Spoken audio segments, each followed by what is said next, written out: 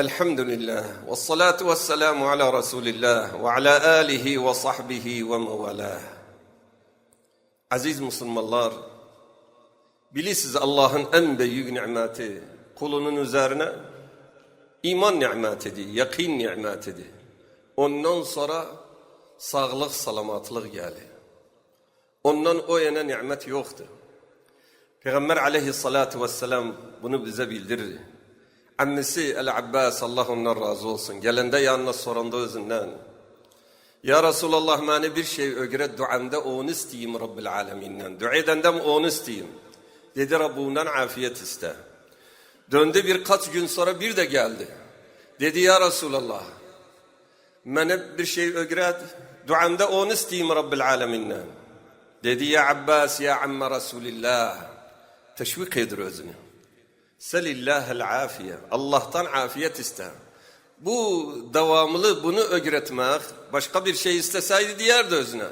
Netse güne valide dedi özüne afiyet iste. Ondan sonra edebilirdi başka bir şey öğretsin özüne. Ama bir de aynen şeyi öğreten de bundan ma'lumdi. En büyük nimet imandan, tevhidden sonra ne geldi? Afiyet nimetidir. Düşünse özünü hakikaten bundan o yana yoktu. Ebu Bakır Allah razı olsun özünden durdu minberde, yığladı. Ondan sonra dedi, Peygamber aleyhissalatu vesselam minberde durdu, yığladı. Dedi, Rabbimizden affu ve afiyet istavun. Çünkü hiçbir kula afiyet nimetinden daha hayırlı nimet imandan sonra verilmeyip, imandan sonra, yakinden sonra afiyet nimetidir. Afiyet üç kısım. İnsan hayatında neyden korkar?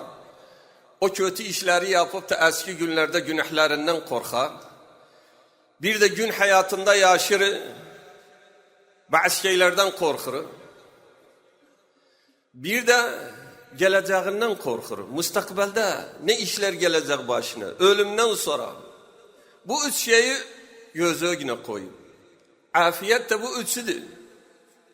Sen Rabbu'dan afu ve afiyet ve muafat isteyende bu üçünden de kurtarsan, salamat olsan. Allah sana affetse eski günahları hepsini affeder, daha sana hesap etmez üzerine. Ve sana afiyet verdiyse dünyada onda indigallığa giredir. O da azim bir nimetti. Afiyette yaşasan, bir de seni salamat ettiyse, sağlığı verdiyse, kalan hayatında ve ölümünden sonra en büyük bir nimet. Afiyet iki kısımdı. Afiyet dinde ve bedende. Afiyet dinde Allah subhanehu ve teala insanı dinini salamat etsin. Nedir manası dinini salamat etsin?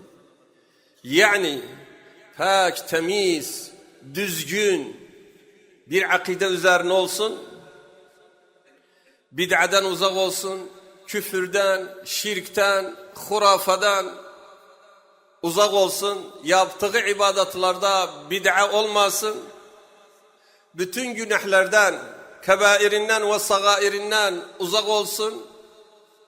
Bu büyük bir nimet.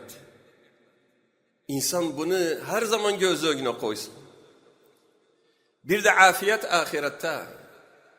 İnsana Allah subhanehu ve teala kısmet etsin hüsnül hatime, şeytan şaşırtmasın ruh verende, ölenden sonra güzel cevap versin, meleklere sorulanda, fitnetil kabirden, zammetil kabirden kurtarsın, salamat olsun, mahşer gününün ahvalinden salamat çıksın, cehennem ateşinden kurtarsın.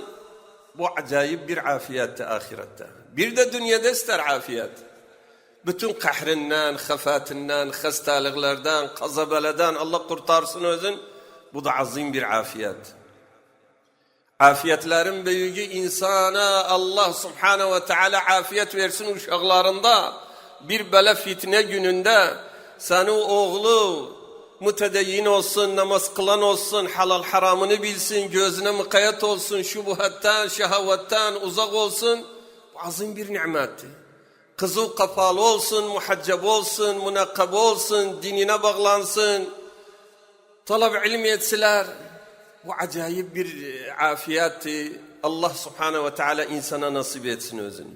Bir de afiyetlik, salamatlık, esenlik, memlekette, vatanda. Allah subhanehu ve teala insana afiyet veripse, vatanında yaşır, emn-u emanin içinde bir fitne yok, bir harp yok. Bu da acayip bir nimet.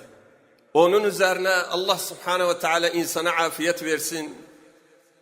Hiçbir kimseye taaddi etmesin. Hiçbir kimsenin malını yemesin. Kanın tökmesin. Irzine dokunmasın. Kıyamet gününde salamat gelsin. Bu da acayip bir nimet. Ve ister her zaman Allah'tan Tebaraka ve Teala bu nimet isteyagın. Özümüz için ve bütün Müslümanlarsın. İndi Yahudiler isterler. O esirler yanlarındadır. Onları idam etsiler. Onlar da ister. Bu salamatlığı, bu afiyeti isteyersiz. Özümüz için ve onlar da. Ve duilavun Allah subhanehu ve teala onların şerlerini bu Müslümanların üzerinden kaldırsın.